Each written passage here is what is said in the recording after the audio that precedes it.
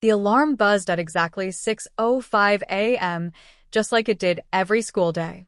Jamal Carter, a quiet 14-year-old with oversized glasses and dreams far too big for his small-town surroundings, blinked sleep out of his eyes as the sun peeked through the blinds of his modest bedroom in a worn-down apartment in Cleveland, Ohio. Jamal didn't hate school, he hated how it made him feel. Small. Invisible. Like a mistake. At Roosevelt Middle School, you were either brilliant or a burden. And Jamal? He was labeled a burden the moment he walked into Mr. Whitaker's 7th grade English class 2 years ago. "You'll never make it past high school," Mr. Whitaker had once told him in front of the whole class, his voice thick with disdain and eyes cold like winter. The words had hit harder than fists. And they weren't even the worst part, it was the way the other kids laughed. Like it was a joke everyone was in on. Except Jamal. That voice still echoed in his head every time he picked up a pencil. It was the voice that met him when he hesitated on a test question, when he stammered during class presentations, when he daydreamed about becoming something, anything, bigger than what the world saw. His mother, Carla, worked 2 jobs, nursing at night, diner shifts by day. Their time together was short and sweet, mostly consisting of quick breakfasts and occasional late-night talks when she got home after her second shift. "Keep your head up, baby," she would whisper, tucking the covers around him like armor. "They don't see you, but I do." At school, Jamal stuck to himself. He wasn't the fastest, the funniest, or the brightest, not in the way teachers liked. But what he lacked in loudness, he made up for with vision. He sketched cities in the margins of his notebook, created imaginary schools where every student felt safe and seen, and scribbled business ideas in the back of his math textbook. His mind buzzed with ideas no one ever asked to hear. Only Miss Tran, the young computer science teacher with tech dreams of her own, ever encouraged him. "You think like an innovator," she once said as he showed her a digital prototype of an education app he was designing on borrowed school computers. But encouragement was rare. Mr. Whitaker dominated the school like a shadow. Stern, silver-haired, and stuck in his ways, he made it clear who was worth his time, and Jamal wasn't. His classmates picked up on that quickly. Jamal learned to move through halls like a ghost, dodging comments, dodging people, and sometimes even dodging himself. One Friday morning, something shifted. Jamal had been sitting quietly in the back of the class, as usual, doodling a blueprint for a school building where classrooms were open and circular, desks arranged for collaboration rather than obedience. Mr. Whitaker strolled by and, without even looking down, ripped the paper from his desk. "No wonder you're failing. This is childish nonsense," he said, loud enough for the room to fall silent. But then Jamal did something out of character. He stood up. "It's not nonsense," he said, his voice shaky, but steady enough to be heard. "It's my idea for a school. One where kids don't get humiliated." The classroom burst into muffled gasps. Mr. Whitaker stared him down for a long, breathless second. "You'll be lucky if you graduate, Carter. Dream less, study more." Jamal didn't respond. He sat back down slowly, but something inside him had snapped. Not in anger, but in resolve. That night, he couldn't sleep. His mind kept repeating the words, "Dream less, study more." But Jamal had decided. He wouldn't dream less. He would dream louder. That weekend, he pulled out a stack of notebooks and labeled the first one, "Future Plans, Carter Academy." He didn't know when or how, but he knew this. Someday, he'd walk into a school and know it belonged to him. A place built not to tear students down, but to raise them up. He was only a kid, still living off leftover spaghetti and powdered milk, but something had changed. The seed was planted. It was small, nearly invisible, but it was there. And while the world around him continued with its smallness, students whispering behind his back, teachers skipping over his raised hand, buses arriving late, bills stacking up at home, Jamal began to write a different story in the margins. A few weeks later, while scrolling through the public library's old desktop computer, Jamal stumbled across a YouTube video that changed everything. A black tech entrepreneur named Donovan Reese had gone from homeless to owning a chain of education startups. Donovan ended the video with a line that pierced Jamal's heart like fire. "They said I'd never be anything. Now they read about me in textbooks. Jamal clicked replay. Then again. Then again. That night, he wrote in bold at the top of his journal. They said I'd never succeed. I'll make sure they never forget I did. He didn't know it yet, but the wheels had started turning. A force greater than anger, greater than pain, ambition, steady and storm-like, was building inside him. The world hadn't changed, but Jamal had. 3 years later, Jamal Carter stood in front of a crowd of students at Lincoln High School, fumbling with a flash drive in his hand. Now 17, taller, leaner, and sharper than ever, he had learned to wear his silence like armor. But this day, his voice mattered. He was competing in the statewide Youth Innovation Challenge, a program that offered $50,000 in startup capital to the winner. The finalists were selected from thousands. Jamal had been stunned to even make the cut. His idea? EduBuild, a modular app that allowed students to redesign school systems based on their individual learning styles. A fusion of psychology, design, and tech. Inspired, of course, by his own bruised experience in the public school trenches. As he connected the flash drive to the projector, he caught sight of a familiar name on the list of judges, Mr. Whitaker. It couldn't be. He double-checked. Yes. Edward Whitaker, educational consultant, retired English teacher. The man who told him he'd fail was now in a seat to judge his future. A chill passed through Jamal's spine. He nearly pulled out of the competition right then. But Miss Tran, now working for an education nonprofit, had coached him for weeks. And Carla, still working double shifts, had cashed in every favor she could to get him a clean shirt and new shoes for this day. Jamal took a deep breath and reminded himself, this isn't about him. His pitch was precise, measured, passionate. He explained the app, the vision, the way it could revolutionize how schools understood student potential. Whitaker didn't speak once during the Q&A, just scribbled notes. But Jamal noticed his brow twitch when Jamal mentioned, I designed this from the perspective of a student who was always told he wouldn't succeed. Jamal ended with a calm but deliberate line.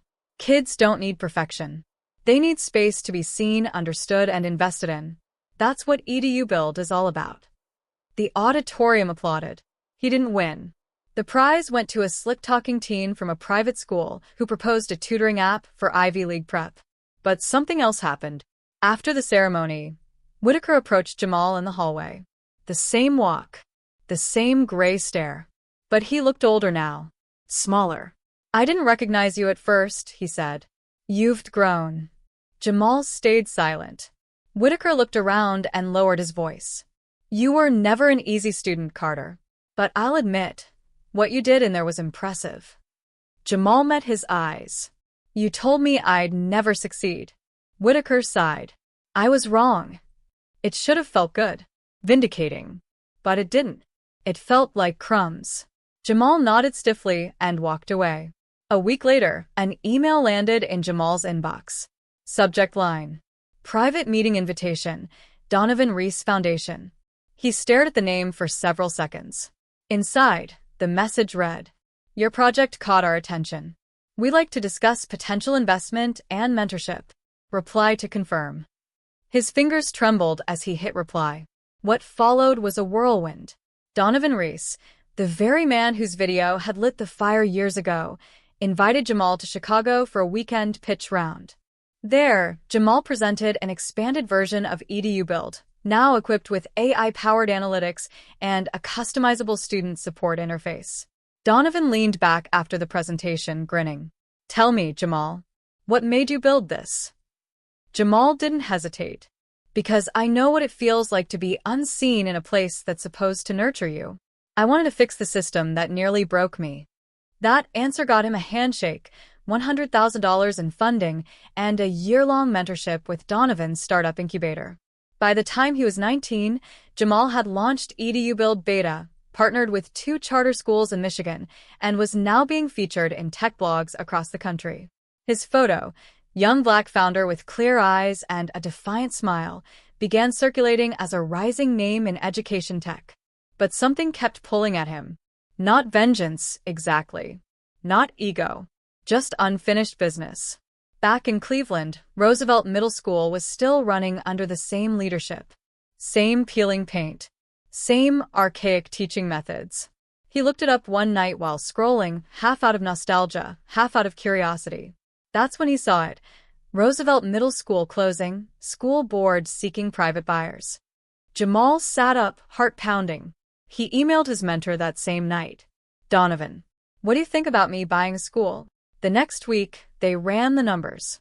With his new partnerships, projected income from EDU Build, and help from Donovan's network of silent investors, it was possible. Not just possible. It was happening. There were obstacles, of course. Legal red tape. Board pushback. A skeptical principal who remembered him as the quiet kid with attitude. But Jamal had learned to play the long game. He rebranded the proposal as Carter Learning Center, promising a complete overhaul, modern technology, teacher training, student-led innovation labs, and mental health support systems. What sealed the deal? A surprise vote from a retired board member named Gloria Whitaker, Mr. Whitaker's wife. She pulled him aside after the meeting and whispered, "He always said you were trouble." I guess he was right. You've troubled the system in the best way. Jamal smiled. The purchase was approved. The papers signed. And on a quiet Monday morning, as the sun rose over Cleveland, Jamal Carter walked through the front doors of the very school where he was once humiliated, now as its owner.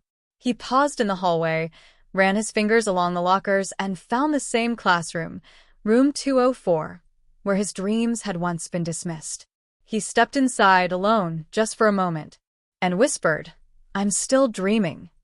By the time Carter Learning Center officially opened its doors, word had spread far beyond Cleveland. News outlets picked up the story. Former at-risk student purchases the school that failed him. It was poetic. Almost too poetic. But Jamal didn't want a legacy built on revenge. He wanted results. Tangible transformation. He assembled a dream team. Educators, tech innovators, therapists, even a former juvenile justice counselor named Monica Green, who saw schools as healing spaces, not punishment zones. Each room in the school was redesigned. Bright walls. Open concept classrooms. Smart boards. Meditation corners. And above all, listening stations, quiet nooks where students could anonymously record thoughts, ideas, or struggles. These voice notes were then reviewed by AI and sent to staff trained to respond with care. Jamal also implemented something called the Potential Portfolio, a digital record that tracked not just grades but passions, goals, emotional well-being, and growth mindset. Still, not everyone celebrated his return. At a community town hall, a few older residents grumbled. "That's the same boy who got suspended for fighting. He's not even a real educator. All this fancy stuff. What about discipline?" Jamal stood calmly at the podium, wearing a navy suit and an EDU Build pin. "I understand your concerns," he said. "But discipline without dignity doesn't change lives. It just prepares kids for handcuffs, not college. I want to change that. We're not here to punish. We're here to prepare." That night, an anonymous letter was slipped under his office door. "You think your money changes who you were? You're still that same hood kid pretending to be a CEO." He stared at it for a long time. His old self might have burned it. Now, he pinned it to the corkboard under a handwritten note. "Every word they doubted you is fuel." Weeks passed. Then months. The students blossomed. A sixth grader named Tyrell, who used to skip class, was now leading a robotics club. A seventh grader, Mariah, who'd once been labeled emotionally disturbed, painted a mural that wrapped around the entire west stairwell. But success wasn't linear. One morning, security footage caught two students, Jalen and Rico, vandalizing the teacher's lounge. Spray paint, broken chairs, graffiti that read, "We don't believe in your dreams." The staff wanted suspension. Parents demanded police involvement. Jamal called a school-wide assembly instead.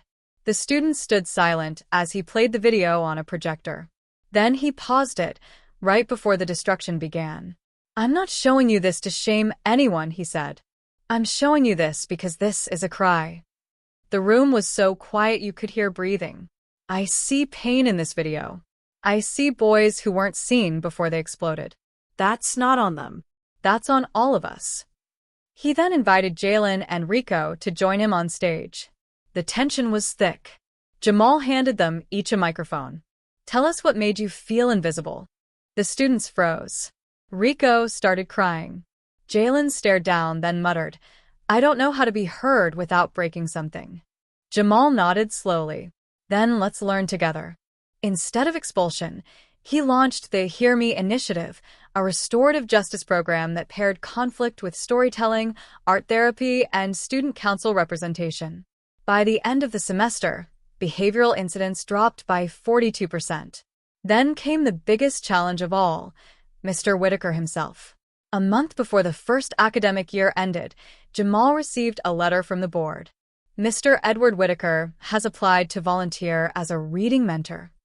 Jamal reread the name, again and again.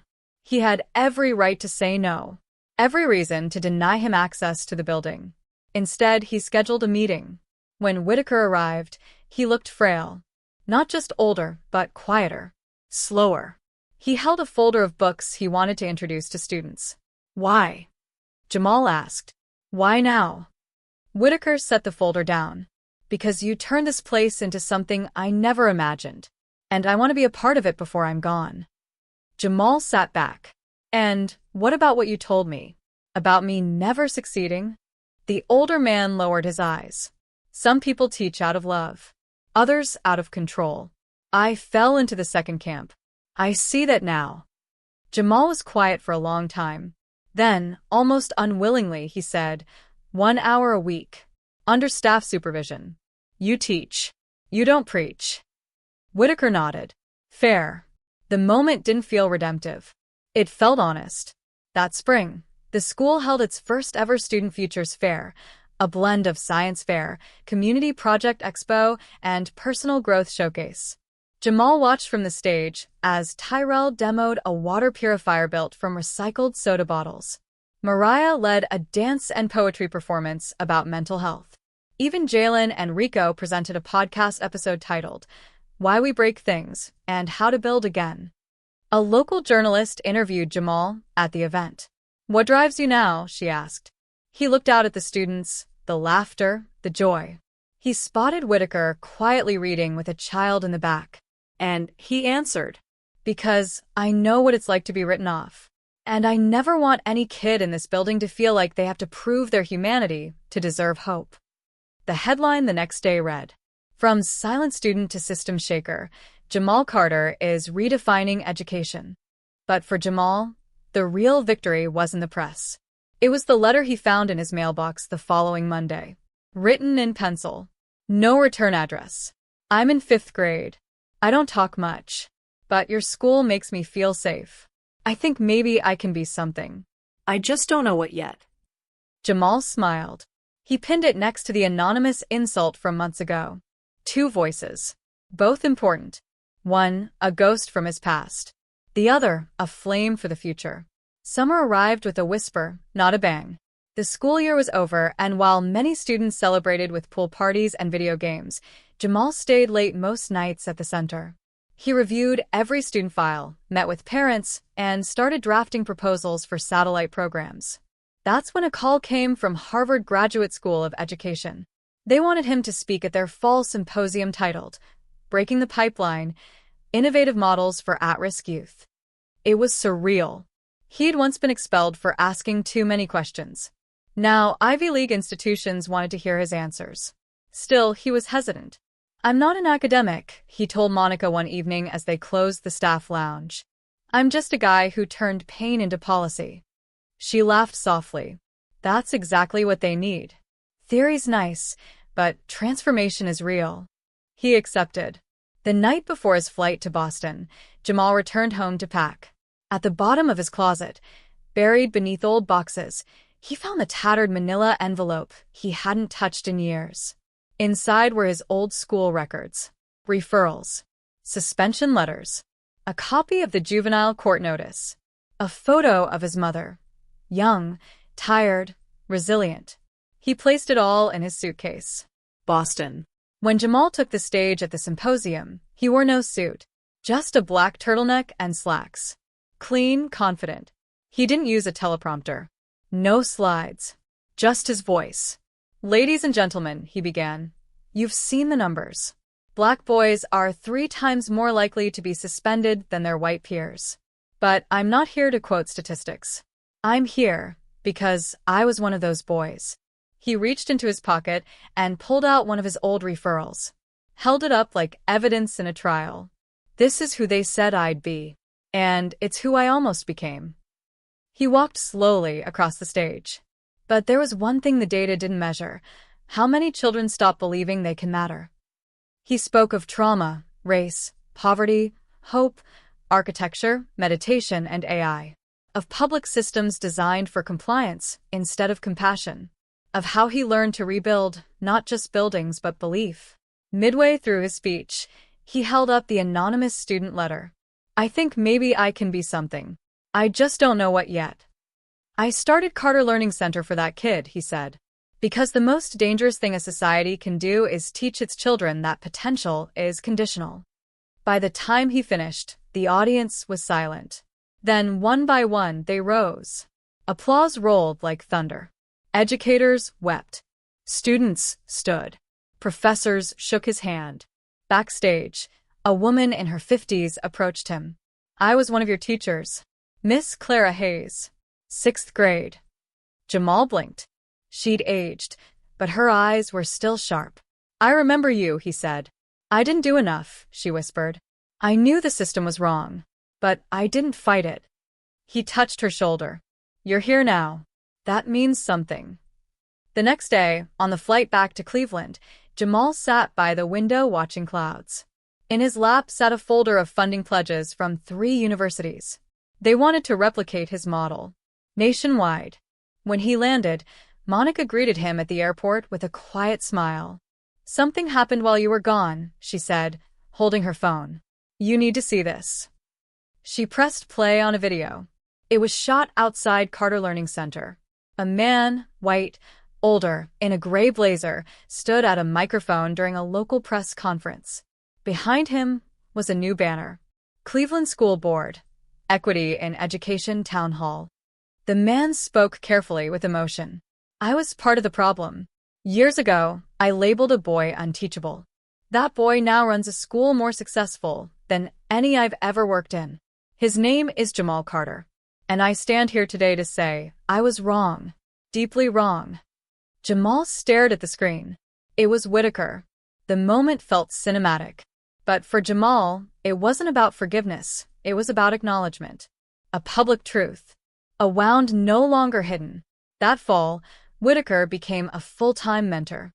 Not just for reading. For unlearning bias. For owning past mistakes.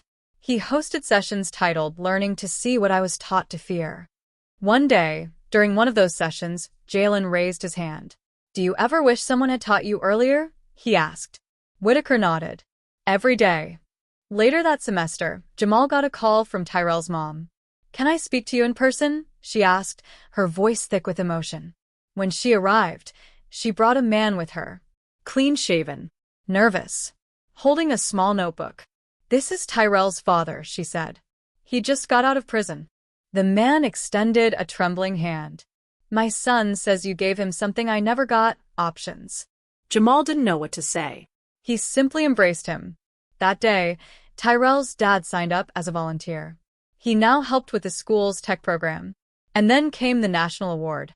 The Obama Foundation announced their Future of Leadership honorees, and Jamal Carter's name was at the top of the list. In his acceptance speech, Jamal stood before an audience of changemakers. "My story isn't about redemption," he said. "It's about redesign. I didn't come back to make the past right. I came back to make the future real." As he left the stage, someone stopped him. A teenage boy. Nervous. Wide-eyed. "You don't remember me, but you helped my sister at the school." Jamal smiled. "Then I remember her through you." That night, as he walked through the empty halls of Carter Learning Center, Jamal paused outside his office. On the corkboard were both pinned letters, the insult and the child's hope. Below them, he wrote in Sharpie, "Legacy is not what you build. It's what you undo." The first snowfall blanketed Cleveland in silence. At Carter Learning Center, students gathered around space heaters and cocoa, laughter bubbling through the halls like warm tea. The building, once a husk of abandonment, now thrummed with life. Artwork adorned every wall. Murals told stories, ancestors rising from broken chains, children morphing into stars, black futures painted in gold. In the back office, Jamal sat at his desk, eyes fixed on the window. Snowflakes drifted like ash, soft and quiet. He was reflecting, not on success, but on survival. The journey hadn't been about revenge. It had been about reclamation. Reclaiming his name, his dignity, his place in a system that once erased him. Monica entered with a letter in hand. "From the White House," she said with a raised brow. He opened it slowly. It read, "Mr. Carter, we are pleased to invite you to serve on the National Advisory Council for Educational Equity. Your insight is critical. We hope you'll help shape the policies that shape our children." He placed the letter down, smiled. Not because he'd made it, but because now no child would have to wait for the world to recognize their worth. Later that week, he stood in front of the auditorium as parents, students, and neighbors filled every seat. It was the school's third annual Day of Legacy. Jalen, Tyrell, and Deja performed a skit based on Jamal's early life, complete with fake referrals and a hilarious impression of Whitaker's old arrogance. The crowd roared with laughter. Then, Jamal took the mic. "I want to tell you all something," he began, voice steady. "There was a time when I thought my story would end in statistics. Another number, another body. But then I realized legacy isn't what's written on tombstones. It's what's planted in people." He gestured to the students behind him. "They are the soil, and we are the seeds." After the assembly, Whitaker approached him backstage. He looked older now, gentler. "I thought I'd come here today and feel shame," he admitted. "But instead I feel gratitude." Jamal placed a hand on his shoulder. "You chose to grow. That's more than most do." They stood in silence for a moment. Two lives once opposed, now aligned. "I saw your name on that White House Council," Whitaker added. "Yeah," Jamal nodded. "Strange, right?" "No," Whitaker said firmly. "It's justice." Weeks passed. Seasons changed. The city kept growing. One cold February morning, Jamal arrived at the center and found a small envelope taped to the front door. No name, no stamp, just one word: "Thank you." Inside was a photo of a young boy in graduation robes. On the back, "You told me I could be something. Now I believe it." He looked at the handwriting, recognized it. Marcus, one of the first students who ever entered his school with broken sneakers and a heart full of fire. The center's influence had rippled. Former students now ran programs in Detroit, Oakland, Atlanta. A documentary aired on PBS titled, "From Rejected to Revolutionary: The Jamal Carter Story." But Jamal never chased celebrity. When asked to host a TED Talk in LA, he politely declined. "I've got morning check-ins to do," he said. What mattered to him was showing up, Listening. Guiding. being present. Each morning, he greeted every student by name. Each week, he visited classrooms unannounced, sat beside kids, and asked them not, "What do you want to be?" but "Who do you already know you are?" One spring afternoon, a new teacher joined the staff. A young black woman named Tanya. She watched Jamal lead a circle with students and asked afterward, "How do you keep showing up like this every day?" Jamal smiled. "Because once upon a time, no one showed up for me, and now I get to be what I needed." Years later, long after the school expanded into a national movement, Jamal visited the old block where his mother once lived. The neighborhood was cleaner now. Trees lined the streets. A plaque near a park entrance read, "Carter Park, dedicated to Jamal Carter, who turned rejection into revolution." He sat on a bench under the oak tree, closed his eyes. He could still hear the voices of those who doubted him. The white judge, the angry teachers, the sneers in courtrooms and staff rooms. But they no longer haunted him. They had become compost. Fuel. Proof that power is never handed, it's reclaimed. One day, Jalen, now in college, visited the school during break. He found Jamal in the office, sipping tea. "Mr. Carter," he said, "I just wanted to say, you changed everything for me." Jamal looked up warm. "No, Jalen. I just reminded you who you were. You changed yourself." They embraced. And for a moment, the whole journey, every heartbreak, insult, failure, felt worth it. Because transformation had bloomed from pain. Because the child once labeled a problem had become the blueprint. That night, Jamal walked the halls alone, as he often did. He paused outside the mural room. Students had painted a new edition. It was him, standing with arms outstretched beneath a tree, children laughing at his feet, light radiating from his chest. Above the painting were the words. They tried to erase him, but he became the pen. There are moments in life when a single sentence can define you. For Jamal Carter, it had been the words, "You'll never succeed," uttered in a sterile classroom by a teacher who could not see beyond bias, beyond grades, beyond his skin. But words, when misused, can either wound or awaken. And in Jamal's case, they did both. He carried that sentence like a stone in his pocket, feeling its weight through every rejection letter, every eviction notice, every cold night he studied by lamplight in someone else's basement. But eventually, that stone became a foundation. Because here's the truth the world rarely admits. Greatness isn't always born. Sometimes it's forged. In struggle. In silence. In shadows. Jamal's story was never about proving something to his old teacher. Or to the system that tried to dismiss him. It was about proving something to the little boy within him, the one who once sat in the back of the class, doodling stars because no one taught him he could touch them. He didn't buy the school out of revenge. He bought it to reclaim sacred ground. He bought it so children like him could walk through doors that welcomed, not judged. He bought it to ensure that no student would ever be told, "You'll never succeed." Because when someone invests in you, believes in you, and gives you space to bloom, you don't just grow. You rise. That's what Jamal became. A rising. A wave against a system that failed too many. A soft, unbreakable echo that whispered into every child's soul. You are enough. You always were. And that That is the legacy no one can take away.